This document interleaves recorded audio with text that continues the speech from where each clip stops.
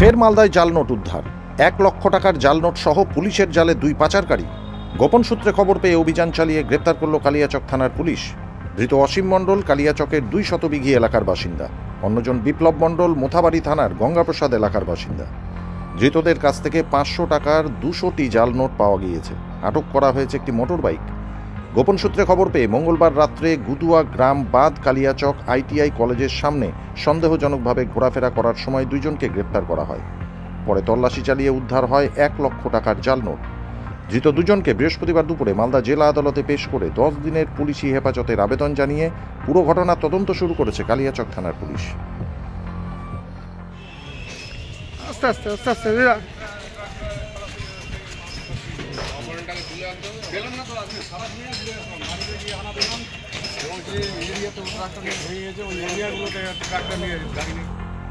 মালদা কালিয়াচক থেকে ঝন্টু মণ্ডলের রিপোর্ট, সংবাদ বাংলাদেশ।